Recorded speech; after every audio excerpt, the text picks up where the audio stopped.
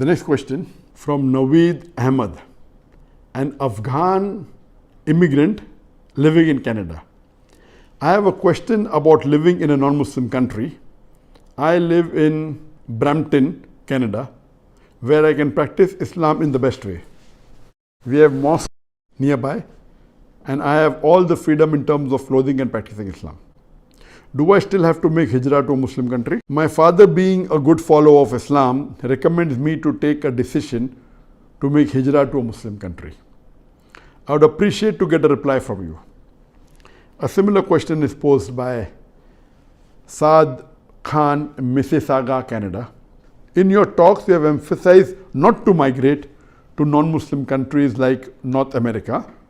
As I was residing in the Middle East, I couldn't continue because no one is allowed to stay there because of citizenship. In Pakistan, there is no Sharia law. So is it permissible for us to migrate in such a situation to a non-Muslim country where our life is safe and we can practice our religion? A similar question is posed by Muhammad Shariful Islam from Bangladesh. Is it permissible to move from one Muslim country to another non-Muslim country for a better life? One more similar question by Abdul Mannan residing in Ireland. It's come on the Facebook just now. Dr. Zakir Naik, we love you for the sake of Allah. My question is, what is the legal point of view of Muslims staying in non-Muslim country?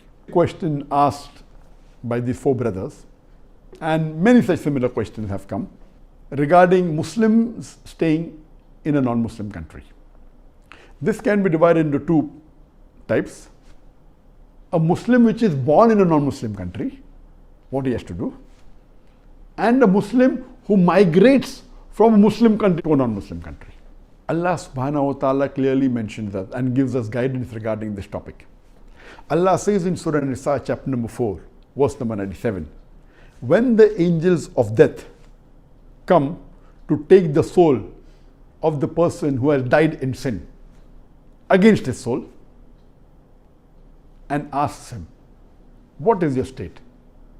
And he replies that we have lived in oppression on this earth. Our state was very bad, oppressed. Then the angel replies that the earth of Allah subhanahu wa ta'ala was spacious enough for you to migrate from the evil. And for such people, Allah continues, their abode is hell, a refuge of evil. And this verse was revealed in context in Muslims living in non-Muslim countries. This verse, if you read the Nuzul Quran, and people write in bracket, mentioning for the Muslim living in non-Muslim country. It says that when the angel of death comes to take the soul of the person who has died in sin against the soul and ask them, what is your state? They reply, we lived in oppression on this earth.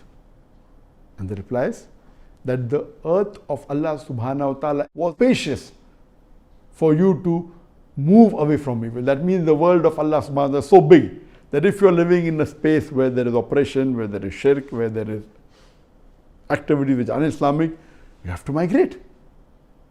And if you do not, Allah says, your abode is hellfire, a refuge which is evil. The next verse says, in Surah Nisa chapter 4 verse number 98, as to those who are in oppression, and men and women and children who don't have the power or do not have the facility to migrate, verse number 99 says, Allah will forgive them.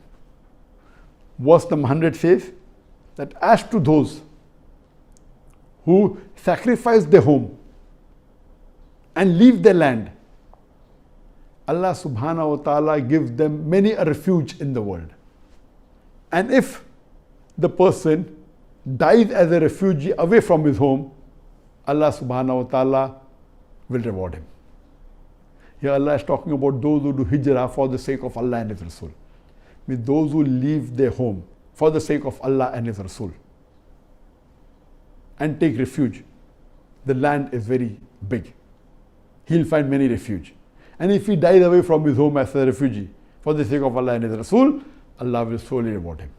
So from this verse, all the scholars, they agree that if a person is living in a non-Muslim land, there can be three options.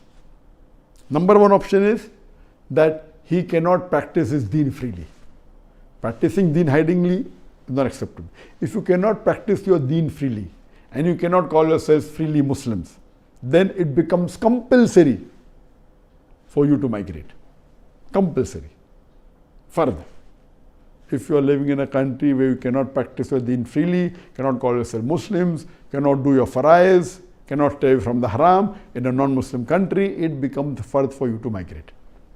Number two, if you can practice your deen very freely and there is no compulsion on you, you can do all the faraiz, you can stay away from all the haram, then migrating becomes mustahab but not a fard.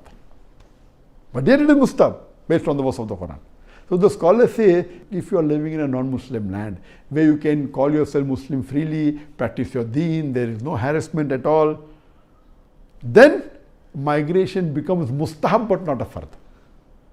And for those people who are weak and do not have the means to migrate, who are oppressed, women, children, don't have the power, don't have the means, for them, if they continue to stay, Allah will forgive them. It is permissible. So these are the three things. Now, coming to the question of can a Muslim migrate from a Muslim country to non-Muslim, that is another question. All the scholars unanimously agree, those who are on the Quran and Sunnah. I know some scholars say aloud, especially if you go to Western scholars, they say no problem. To migrate from a Muslim country to a non-Muslim country, it is haram unless it be for education or for the purpose of dawah. For education purpose you go, you acquire education, come back, no problem. Or if you go there not as a part-time da'i, as a full-time da'i to deliver the message, then the scholars say it's permissible. But if you just shift from Muslim land to a non-Muslim land for a better living as the questioner posed, it is not permitted at all.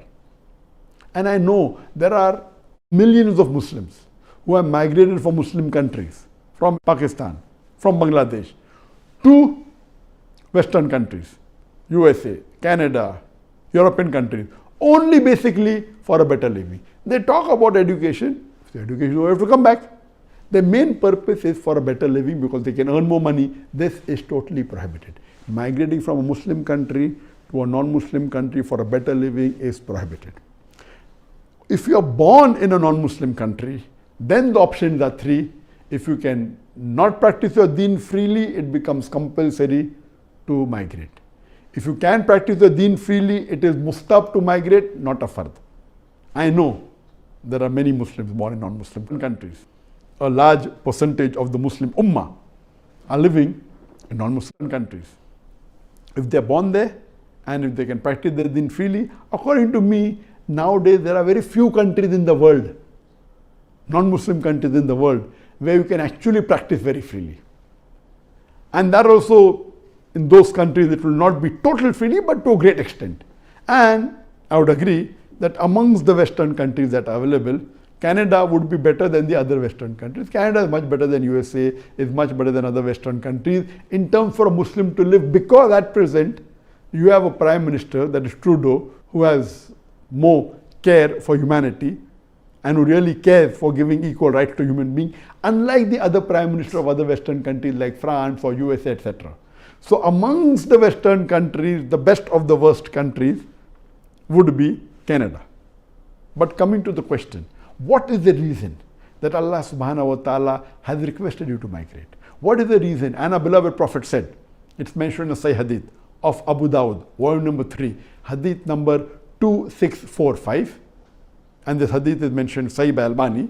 The Prophet said, I disown those Muslims who live amongst the mushrikeen. I disown those Muslims who live amongst the idolaters. It's a Sahih Hadith. The Prophet is disowning all the Muslims who live among the mushrikeen. The reason is two. Number one is a Muslim may not be able to practice Islam in totality. They may be, he can follow some aspects of deen. He cannot freely say he's a Muslim, he cannot freely offer salah, etc. And the second is the associated factors of that environment is such that it prevents you from doing the sunnah and the faraiz and takes you closer to the haram activities. Let me give you a better explanation. There are very few non-Muslim countries that really you can be proud to be Muslims. And in those countries also certain areas, not throughout the country. Secondly, one thing you have to understand that almost all the Western countries, the atmosphere is not very convenient for the Islamic lifestyle. Number one, in almost all the Western countries, there is obscenity. The obscenity is coming on your face. There is alcoholism, there is drug addiction, there is prostitution, and the big associated factor is riba. Most of the countries, most of the places you get involved in riba. It's difficult for you to stay away from riba. What you have to realize, some people may argue that, okay, there's obscenity even in Muslim countries. I agree with you, there are, but the levels differ.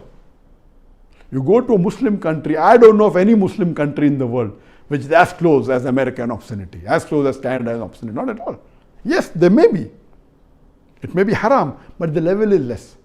And in certain non-Muslim countries, which are not the Western countries, the obscenity is less, depending upon the culture. What you have to realize that in the Western country, it is coming at your face, glaring. The moment you walk out, you see billboards of ladies which are scantily dressed, which are dressed with obscene clothes. Difficult. In a Muslim country you may find, but not as much as what you find in the Western countries. So there is no comparison at all. So imagine when you walk, you have to lower your gaze. How can you live? I know there are many Muslims living in Western countries, and I've been to Western countries a lot. I've traveled a lot to America, I've traveled a lot to USA, to Canada, to Western countries. I go in my talk. And there are situations where some of the Muslims come and tell me, okay, when I came to the Western country, I became more Islamic. Possible? That is, yes, I agree with, possible. But that's a small possibility. The chances of a person, a Muslim, going away from his deen is more in the Western countries than in the other parts of the world. More in a Western country than a Muslim country. So what you have to understand, that there are possibilities that a person may go from Pakistan to America and become more practicing, may start reading Quran, may start offering Salah, but the percentage is very small. For example, because of Salman Rushdie, he wrote the book, The Satanic Verses, there are thousands of non-Muslims accepted Islam. That does not mean what Salman Rushdie did is right. What Salman Rushdie did is to be condemned. That's the different question, that even though it is wrong, in that wrong thing, it has its own benefits. The majority people that go to the Western country, they go away from the deen. According to the PEW report, and the PEW report, the Pew report is supposed to be authentic, done by non-Muslims, it says that in USA, 25% of the Muslims born in Muslim family, they leave their religion every year. Imagine, 25% of the Muslims born in a Muslim family every year leave their deen. But the good part of it is equal number of people even come close, even accept Islam. So the number of Muslims in USA remains approximately same. The number leaving and number coming is same. That's the reason the number of Muslims approximately, different statistics say in a population of about 350 million people in USA, the Muslims, some say 4 million, some say 5 million, some say 3 million, some say 2 million. It is approximately 1%, but surely not more than 2%. It is close to 1%, 3 million. Imagine 25% every year leave their deen. That means you're playing with fire. I know so many of the duats who lived in USA, got their citizenship, got their green card, but they came back because they couldn't risk their family. I know many people tell me, oh, because when we go to USA, when we go to Canada, there is a Muslim community center. The moment a person goes away from his country or goes away from the people of like-minded and he stays in a minority, there are possibilities that you make your own community. But that's a very small possibility. I have traveled to USA so many times. I have gone to many conferences. What you have to realize that what you see is just the outside world. I know many of the good dais whose children have got into drug addiction, whose children have got into adultery, into alcoholism. You can't stop it. It is coming on you. Yes, I know even in Muslim countries like Pakistan, Bangladesh, people are involved in all these evils, but the percentage is less. For the questioner to say that there is no Sharia followed in Pakistan as though Sharia is followed in Canada, it's totally wrong. Between Canada and Pakistan, Pakistan will be 1,000 times better than Canada. I know there are evil practices in Pakistan, in Bangladesh, but yet it is 1,000 times better than a non-Muslim country. With all the problems, yes, only way the non-Muslim country can be better is you may get more money, you may get more luxury, you may be able to drive a Mercedes car, but you are a very bad businessman. This is only for few years. You live in this world for how long? On average for about 70, 75 years. You may die at the age of 10, 20, at the age of 90, average 70 years. But what will happen in the Akhirah? In the Akhirah, you are sacrificing your luxury. If you take pains here and sacrifice your luxury here, in Akhirah, you will go in Jannah. So I have, alhamdulillah, prevented thousands of Muslims from Pakistan, from Bangladesh to migrate to America and to Canada and USA. Alhamdulillah, thousands of them. So migrating is out of the question. If you are born, then is the question migrating is further or not. But you migrating from a Muslim country to a non-Muslim country for a better living is totally prohibited. Even though it may be a country like Canada, it may be better than the other countries. I know there are many refugees going there, but yet, what you have to understand that Allah has made it very clear cut. That if you are born in that country, then you have option migrate or not. Migration is the best, number one. If you cannot follow your deen, it becomes the fard. If you can follow your deen, it becomes mustahab. Unless you are oppressed or weak or have no means, then it's permitted. I know many guys today from USA who want to come to Malaysia. I don't want to take their name because they may not have told to others. They spoke to me on one-to-one level and they want to migrate to a Muslim country. And as I said in my earlier answer, one of the best Muslim countries to live today amongst all the Muslim countries, Malaysia. There are negative points, but alhamdulillah, as a whole, it is the best available. Most of the dais that I know of, they know when I also go to give lectures, the person may be a president of an Islamic organization, but we know that his parents come and tell us, oh, the person is involved in these wrong activities, these haram activities, he has got so many girlfriends, he does zina. That's not known to the world. Zina is very common. So the percentage of Muslims living in Western country doing zina is multiple times more than living in a Muslim country. You cannot compare. There are sins in the Muslim countries, but the level in the non-Muslim countries is much higher. I know many dais who want to leave. There are few dais who promote and say, oh, I'm very happy and because of America I've become a good Muslim. All this is nonsense. They don't know the Quran well. They talk about the Quran, but according to me, don't they know the verse of this Quran? And the context was Muslims living in non-Muslim land of Surah Nisa, chapter 4, verse number 97. Where Allah says, if you live among the mushrikeen, you will go to hell. It is very clear cut. How can they say, how can they misguide the people by saying, oh, America is very good, it has changed my life. What you should do? I am thankful to Allah subhanahu wa ta'ala. Even staying in America, Allah has saved me. This should be a dai. Not promoting America. For what? The person which is against the Muslim, the country which is against the Muslim as a whole, how can you promote such a country? So these dais have actually, I don't agree with them at all. But they are very few. In percentage wise, a very small number. But the majority of the dais, even today, when I meet them on a personal level, they would love to migrate. And some of them are staying because, okay, they want to convey the message, no problem. That's accepted in Islam. But for a Muslim to migrate from a Muslim country to non-Muslim country, this, according to the scholars, is not permitted except for education for the particular time or for being a full-time dai. Hope that answers the question.